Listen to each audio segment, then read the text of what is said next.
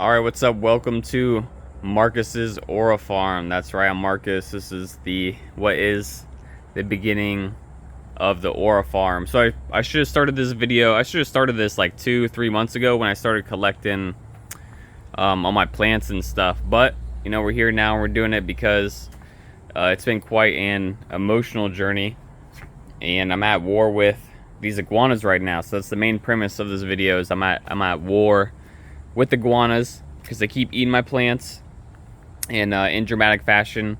I'm pretty upset they ate about like half, I would say a good half of my plants, which is ridiculous.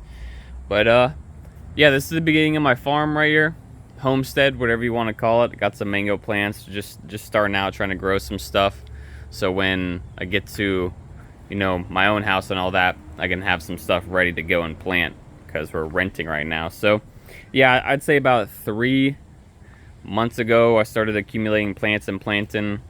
I've always had kind of a green thumb of sorts. I've always grown things here and there, but I have a passion for you know, self-sustainability and taking care of yourself as much as you can, especially when it comes to real, you know, raw, authentic food, having stuff that you know what's in it and grown and all that.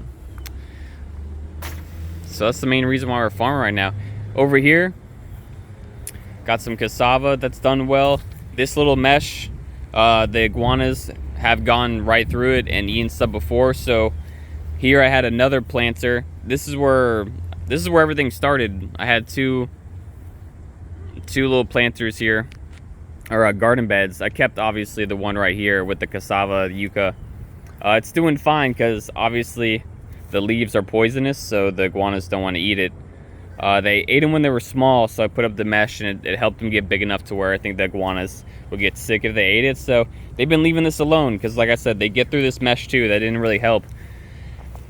Right here was my first sweet potatoes, and they were growing real bushy. They were looking so nice.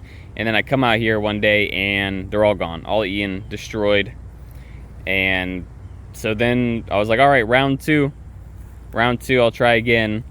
And I put up that fencing that's right there, that little white fencing, and it kept them out a little bit. But then one day I came back and they're all gone again, all eaten. So the iguanas over these last 2-3 months have been destroying my plants, and it's been quite a conundrum. I got a pellet gun at one point and figured I'd just start shooting them and killing them, but then I was like, man, I don't really feel like doing that. I don't really feel good about doing that. So I just brought my plants over onto the deck because they were kind of scared to come over here. They wouldn't really get too close. I've never seen them on the patio here, the deck, whatever you want to call it. And yeah, they're just too scared to come over here. So I figured this is all safe. I also put some stuff kind of in front of it.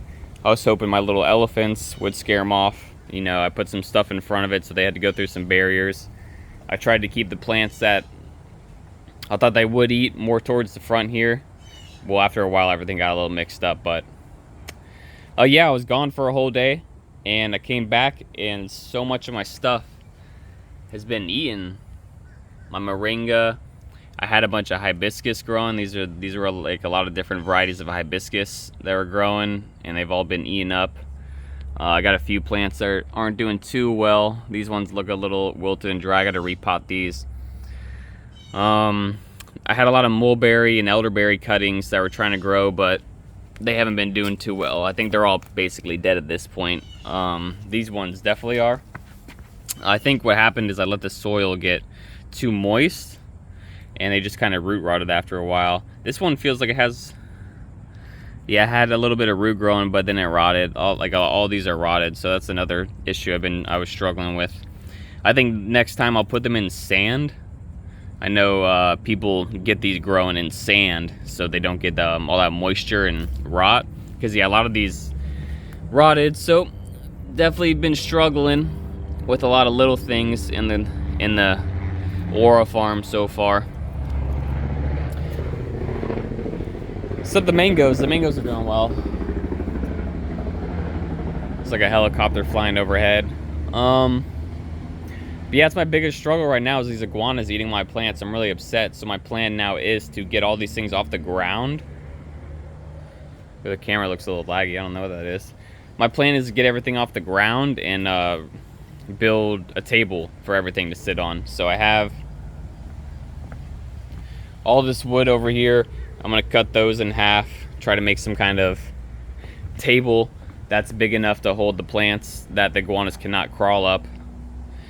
And that'll be the plan, to try to save my plants, because I put a lot of work into these things, and now I'm sure a majority of these are all gonna die because they're young and they got all their leaves eaten, and iguanas are nasty creatures, so they probably got some kind of disease now. But yeah, these were all my sweet potatoes. I was trying to grow more, some purple sweet potato, trying to grow more. They got all of the leaves eaten off, destroyed. I had them up high too. I knew they would try to like them, so I had all the sweet potato plants up here. And what do you know? Those iguanas climbed up there somehow and ate them. I didn't get to see them. I just saw this yesterday after being gone all day from home, so that was pretty frustrating. But yeah, this is the progress I've made in the last 2 to 3 months. I got a lot of plants so far. Another one of the issues is just space overall. I don't know how much space overall I can keep going with my stuff. You know, I am renting, so I can't get as much as I want going at a time, because I really got to optimize for space. Also, the sun. So a lot of my environment around me gets only like 5 to 6 hours of sun a day, because then everything gets shaded, right? So the sun's here. It's like 9:30 right now, and we're finally getting that sun in the corner here. But come 2 or 3 o'clock, that sun gets blocked out for the rest of the day. And then a lot of these plants, that's why a lot of the stuff, those sticks, the cutting is rotted. They weren't, you know, I'm in zone 10B, South Florida. We get a lot of rain. Everything gets soggy. These aren't getting enough sun to dry out, enough sun to grow and thrive a little bit, but not enough sun to dry the soil out, unfortunately. So another issue I'm dealing with in the environment. But yeah, that's about it. You know what? I'll just show.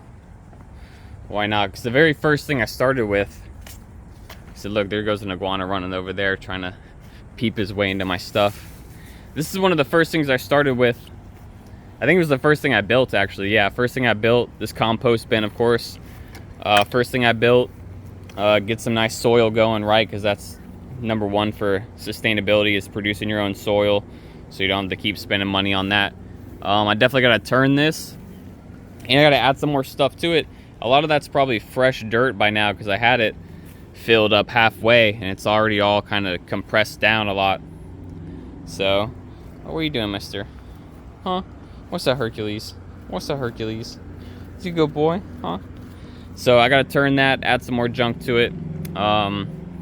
Pretty novice compost bin design here. I just saw what other people did online and kind of tried to mock it up myself. Yo, you got scared, huh, mister? Watch this, I'll scare him. Oh, it ain't nothing bad. So, got that. Nothing gets inside here.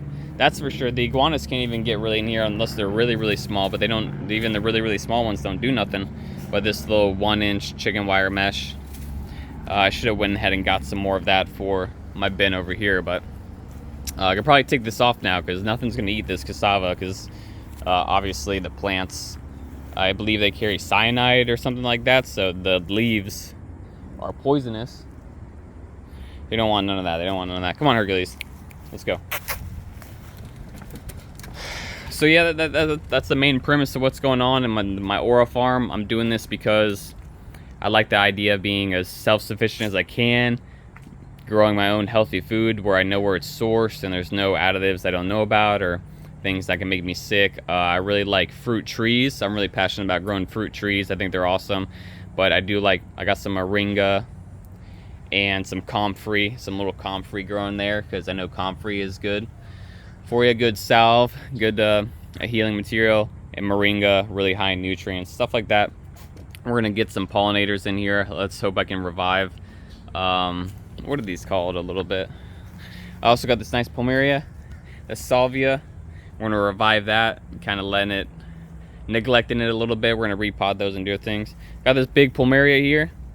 got it when she was real small. I got her real small in like a 2-gallon pot, and now she's here. So good stuff going on here. I'll probably give like an update once every week or two. Once a week if something's going on, maybe once every 2 weeks if nothing really crazy is going on. But yeah, I started this about 3 months ago. My biggest issue has been the iguanas, so we're at war right now with the iguanas. I don't want to kill them, but if I build out this table and I put everything up high and somehow they still get to it, or they're gonna have to die. So that's what's gonna happen. So we're at war with the iguanas. We're trying to make peace. All right, isn't that right, Hercules? Maybe I should train him to eat the iguanas. But yeah, that's what's going on. Marcus Zora Farm, first episode.